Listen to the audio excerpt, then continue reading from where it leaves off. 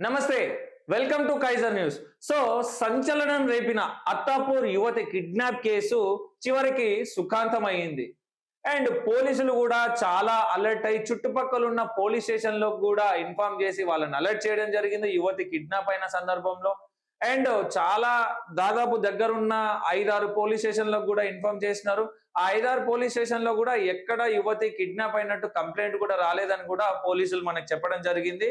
And ఈ kidnap కి ముందు యువతి ఆ రోడ్డు మీద నడుచుకుంటూ వస్తూ పక్కనే ఉన్న రత్నదీప్ లో షాపింగ్ చేయడం జరిగింది. ఆ షాపింగ్ చేసిన యువతి షాపింగ్ చేసిన సందర్భంలో తను యూపీఐ పేమెంట్ చేయడం జరిగింది.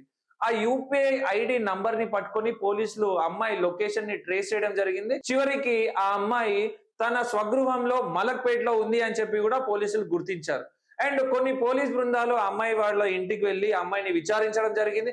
విచారించిన సమయంలో అమ్మాయి కొన్ని నమ్మలేని నిజాలు చెప్పింది. అది మా ఫ్యామిలీ మ్యాటర్, మా ఫ్యామిలీ ఇష్యూ, మా పర్సనల్ ఇష్యూ కాబట్టి నేను వాళ్ళతో వెళ్ళడం జరిగింది. నన్ను ఎవరు కిడ్నాప్ చేయలేదు, అది మా పర్సనల్ ఇష్యూ వల్లనే నేను వెళ్ళడం జరిగింది అని చెప్పేసి చెప్పింది. కానీ ఆ అమ్మాయి ఆ కార్ ఎక్కక ముందు ఏదైతే జాయ్ హాస్పిటల్ ఉందో ఆ హాస్పిటల్కి వెళ్ళి అక్కడున్న సెక్యూరిటీ సిబ్బందికి అండ్ సెక్యూరిటీ సూపర్వైజర్స్ తో కూడా కాపాడండి, నన్ను వాళ్ళు వెంబడిస్తున్నారు అని చెప్పడం జరిగింది. కానీ ఈ రోజు మాత్రం అమ్మాయి నన్ను ఎవరు కిడ్నాప్ చేయలేదు, నా ఇష్టపూర్వకంగానే వెళ్ళినాను అన్నట్టు పోలీసులకు ఇన్ఫార్మ్ చేసింది. ఏది ఏమైనా పోలీసులు ఆ కిడ్నాప్ కి సంబంధించి ఇన్వాల్వ్ అయిన 4 యువకుల పైన కేసు నమోదు చేసి వాళ్ళని ఇంట్రాగేట్ చేస్తామని చెప్పడం జరిగింది. బట్ యువతి స్టేట్మెంట్ ని కూడా పోలీసులు రికార్డ్ చేశారు. యువతి మాత్రం పోలీసులకు చెప్పడం ఏంటంటే మాకు ఎటువంటి కిడ్నాప్ జరగలేదు, నన్ను ఎవరు కిడ్నాప్ చేయలేదు, అది మా పర్సనల్ ఇష్యూ వల్లనే నేను వాళ్ళతో వెళ్ళడం జరిగింది అని చెప్పడం జరిగింది.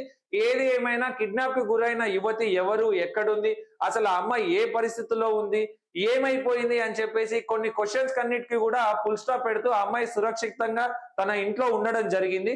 పోలీసులు ఈ విషయంలో కొంచెం ఊపిరి పీల్చుకున్నారు. అండ్ చుట్టుపక్కల ఉన్న కంప్లైంట్ చేసిన జనాలు కూడా ఈ విషయంలో ఊపిరి పీల్చుకున్న సందర్భం.